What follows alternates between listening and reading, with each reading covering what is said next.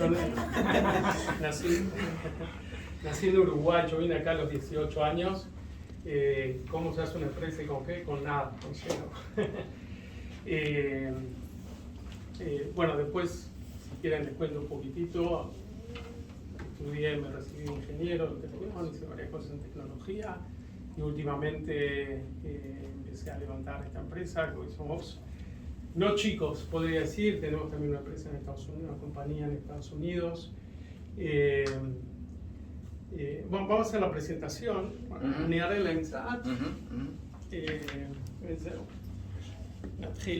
Bueno, ¿qué es lo que hacemos?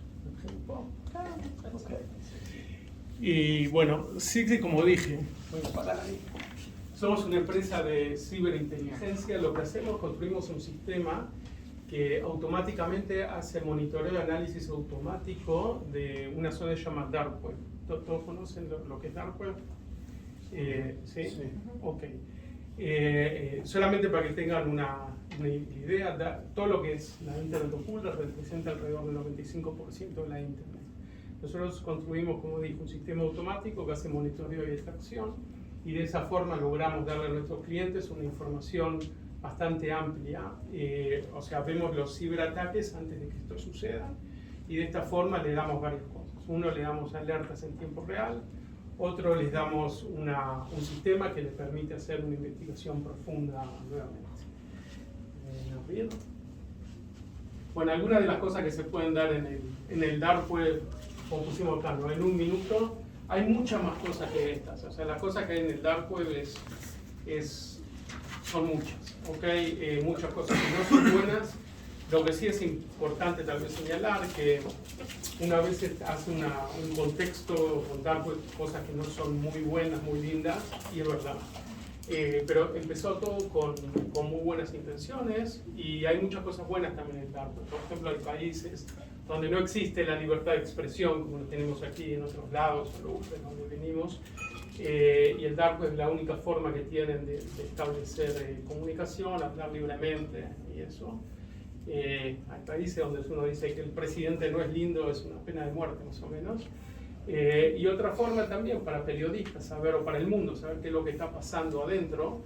Países que son muy cerrados, también el Dark Web es un buen medio.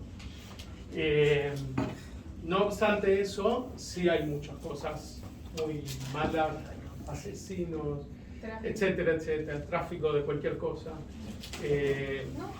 etcétera, sin entrar demasiado en detalle. Ok, acerca de los clientes. Nosotros básicamente tenemos dos tipos de clientes, ¿okay? Trabajamos con la parte gubernamental, y en este caso tenemos clientes que son agencias de inteligencia, ejércitos, gobiernos en sí, policías internacionales, etcétera, etcétera. Y tenemos también la parte privada, que son bancos, telecomunicaciones, insurance, etcétera, etcétera. Obviamente que estando en Israel, también tenemos acá nuestros amigos muy íntimos, pero la plata la hacemos afuera. En cuestiones de mercado, el primer mercado nuestro es Estados Unidos. Trabajamos en Europa, en Asia, en Latinoamérica también, por eso estuve aprendiendo español un poquito. ¿Qué? Ok. לפני שוכח, אבל אני אחזור. Hoy en día somos un poquito más, ok. Desde el punto de vista financiero, hicimos varios finance rounds, reclutamos mucha plata. Hoy en día las ganancias de la compañía son en millones de dólares anuales. Tenemos más de 100 y algo de empleados alrededor del mundo. Cuando acá tenemos los headquarters, hay varios departamentos aquí adentro, ¿sí? Un departamento, por ejemplo, son los ciberanalistas, la parte inteligente de la compañía, todos en el inteligentes acá. Tenemos la parte de ventas, tenemos la parte de marketing, tenemos la parte de R&D. Son básicamente los departamentos. Tal vez voy a decir, ok, acerca de los productos, después voy a comentar un poquito de las tecnologías. ¿Sabes qué? Voy a decir un poquito de las tecnologías que tuvimos que desarrollar. cuando empezamos a analizar todo el asunto del dark web, hay varios challenges, varios desafíos, ¿no? Uno desafío es que no hay Google, por ejemplo, ¿no? O sea, no hay un buscador normal, digámoslo así. Entonces tuvimos que desarrollar una tecnología que nos diga dónde están las cosas. Esa es una tecnología. Otra tecnología que tuvimos que desarrollar fue la extracción, porque también si uno lo encuentra, esta gente por lo general es muy inteligente, lo último que uno quiere, que ellos quieren, es que puedan ser extraídos, o sea, se les extraiga la información, lo que se dice crawling, y saben cómo tirarlos afuera. Entonces tuvimos que desarrollar una tecnología que se sobreponga a eso. Y por último, fuimos con hicimos una disrupción en el mundo de cyber a nivel mundial, en el cual vimos y argumentamos. El mundo de cyber hasta hace unos años, más o menos las organizaciones se enorgullecían o hablaban entre ellas quién tiene más fuentes de información. ¿Okay? Entonces venían las israelíes de acá y decíamos, no, nosotros tenemos mucha más fuente de información, por lo tanto somos mucho mejores, bla, bla, bla. Venían los de afuera, argumentaban lo mismo, y la verdad era que no era verdad. ¿Okay? Y no era verdad porque no importa cuántas fuentes de información o cuán cualitativas estas sean, lo que estaba sucediendo en el mundo, que la forma de tomar decisiones se iba achicando. O sea, teníamos más información y menos decisiones correctas, lo cual constituye una paradoja, ¿sí? Y nosotros argumentamos que en el mundo del dark web no solamente es la data o la información, sino que son personas y seres humanos, y si argumentamos eso, entonces debe existir lo que se llama Dark Web Social Network, que es una red social, pero muy especial, no como las normales, digamos. ¿Por qué? Porque la gente no quiere ser reconocida, por ejemplo, oculta el nombre. Entonces, como sabemos que una persona es igual a la otra, también cuando intenta cambiar la identidad, y vemos que no es tan fácil cambiar la identidad, funciona para ambos lados. Yo puedo decir que soy Bill Gates, como saben que no. También hay formas de identificar eso. Y bueno, últimamente tratar de entender cómo nosotros como seres humanos tomamos decisiones, y para algunos puede ser sorprendente, para otros no, pero no somos nada racionales. Y bueno, y entonces existe ese desafío. Por ese argumento recibimos un premio de las Naciones Unidas como una de las 10 compañías más disruptivas del mundo y más prometedoras. Segundo, y bueno, eso también nos dio una exposición mundial muy grande, no solamente el argumentar, sino todo el sistema que fue construido atrás de eso. Sí, quería preguntar algo. Sí, en el fondo, como que analizan lo que está pasando en la dark web para poder predecir como un ataque o algo así, como ¿cómo es lo del social network del dark web? Ok, vemos mucho eso. Cuando uno dice analizar un ataque, no hay que pasar de la noche a la mañana, ¿sí? La mayoría, por no decir todos los ataques, son operaciones muy complejas que necesitan una programación, un tiempo. Son muchas veces compañías internacionales porque trabajan, se necesita cooperación alrededor del mundo. No todos tienen la capacidad de hacerlo también. El hecho que yo digo quiero hacer algo feo no quiere decir que pueda hacerlo, pero hay gente que sí, hay gente que puede hacerlo. Nosotros conocemos quiénes son esa gente de antemano, es como conocer la industria. Sabemos qué es lo que están haciendo, cómo están desarrollando, y de esa forma podemos seguir. Y gracias a ellos tenés trabajo también. Lamentablemente. Bueno, sí, no, hay muchos argumentos de ese tipo que dicen que las empresas antivirus no son lo que ellos mismos generan los virus. Bueno, no comments lo que dijiste. Ok, acerca de los productos que tenemos, la forma de que se los abastecemos en nuestros clientes son varias. Tenemos un portal que es el líder, digamos, que la mayoría de los clientes lo tienen. Después tenemos llama API, que se los damos en forma es algo de programación, así que se los da en forma no sé cómo se dice, ni siquiera en español, perdón, pero a ver si me faltan algunas palabras. Físicamente. ¿Como código? Sí, es a través de como funciones de programación. Okay. Okay, so what you see here actually, this is the system. The system of what we call the portal, what Avi showed you. The system itself used by cybersecurity people. It could be used by governmental agencies like law enforcement, police, internal security, different teams. Okay. We have different modules in the portal. The first things that organization like to get is to get alerts. If I'm, let's say, a bank, the first thing that I want to have is to get alerts if something happened out there. Meaning that if someone's stealing, if I'm a bank, someone stealing my credit card, I want to know about it. If someone want to attack me, I want to know about it. So basically, these are the alerts that the system alerts the bank for that, for example. In order to start working, we usually set the system with what we call a organizational asset. Asset, I put the organizational names. If I'm a bank, I work actually now with Banco Pachinko. You know this bank? Pachinko? No? Okay. It's I think in Ecuador actually. I will show you in a minute. Which bank we have in whatever. Argentina. Huh? Argentina. Argentina? Which is the Nación. biggest bank? Okay, no, never mind. But you put bank name, you put the domain of the name, P addresses, and other stuff. Once you put a B number, it's a credit card, the 6 digits of the credit card. So you have that. Once you set up all that, the system all the time monitoring the dark web, the deep web, and will alert you once there is a relevant information for the organization. Here in my asset there is a Rapid7, so I will alert the organization about what's happening. I give you explanation what you see. So here I see something in the underground related to Rapid7. Okay? So we have different alerts from different type. It could be compromised accounts, it could be data leak, fraud related, okay? Different stuff.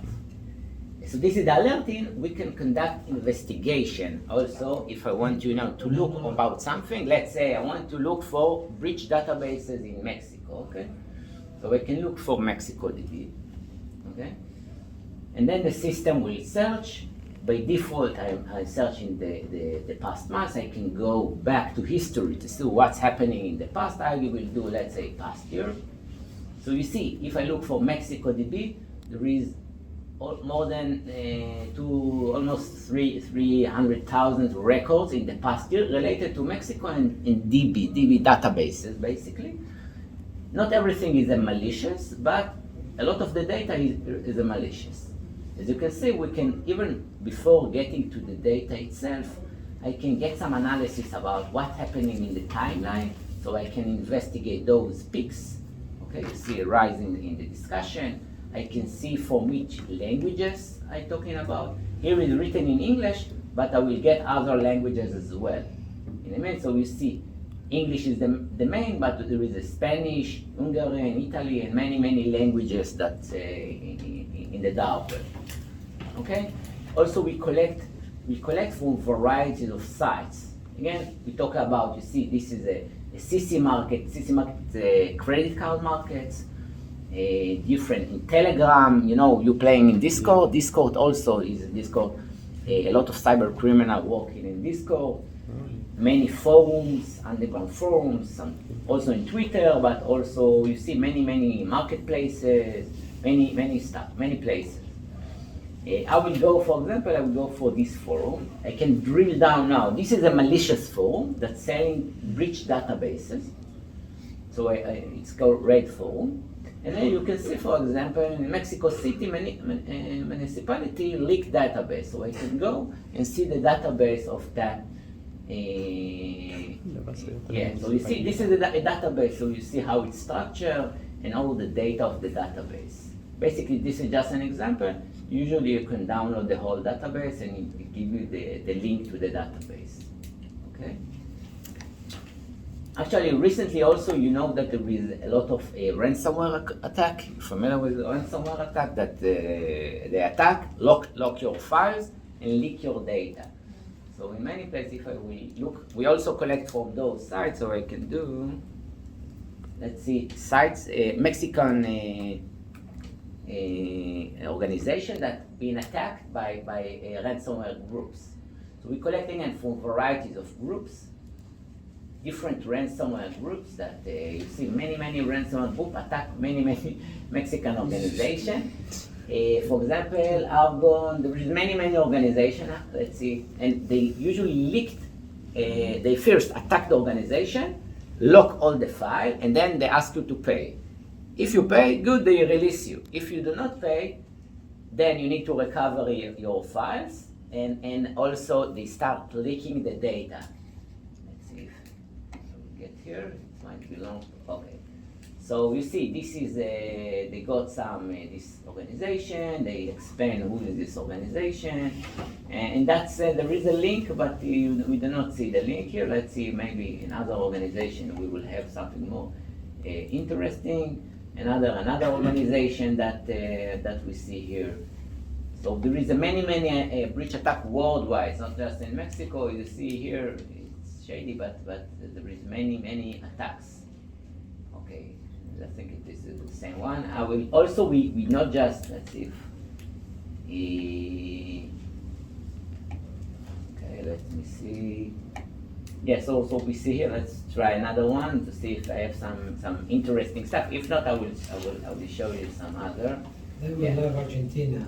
Argentina. Should be a lot of cases there. Yeah, yeah. In Argentina also there is many stuff. Let's see if I see in the images. We have also not just collect text, we also collect the images. Let's see if I'm able to grab some interesting images. Yes, okay. Let's open one of that. Here you see that they leak the data from one organization. Okay, so you see this organization, Capsonic, not sure what it is. They give the explanation what is the Capsonic. It's in Mexico with facility in many places, and the site, show the site, and they leak the data. You see all the files, so they give. You see the confidential files, they leak the data, many things, agreements, okay? One of the capability that we have that if there is a picture, we OCR the picture. You're familiar with OCR? We image to text, we run image to text, and then everything, I can search the text on the image, basically, okay? So, yeah, interesting stuff. And so this is, you see how they attack and leak the data for different organizations. Okay. Show you some example about bank. I recently checked for Banco. What was it? Yeah, Banco Pichincha. You know Banco Pichincha? It's Ecuador, yeah, okay. Banco Pichincha, let's say I want to see. Banco Pichincha is a very big bank in Ecuador. Nobody from Ecuador. Okay. Yeah, so actually it's a big bank. You see, so I look at the past year. This is only the images. Okay, but I can look at the text. For example, I want to see if there is a stolen credit card. Okay, so stolen credit, there is a lot of stolen credit card in the underground. So you see many organizations try to attack Banco Pichincha. I can look for any bank. It's not just, but you see many places. There is a lot of stolen credit card that's sold in a marketplace. Let's say if I want to buy a credit card for Banco Pichincha, I can easily go and buy. Let's see what is the price of this card. Okay, so I need to pay $30 to buy a stolen credit card. Once I buy it, I will get the card. I will see it from Ecuador. I have the name, Maria something. I have the expiration date. You see, it's a platinum card. So once I buy it, I can use it and buy it. That's right. Okay, this is for this data. You can have your code number too now. Yeah, this, Okay, but we you can, need, yeah. for this one you need to buy. I will show you if we want to use now a credit card, a stolen credit card. There is also full numbers, okay? Don't take a picture now.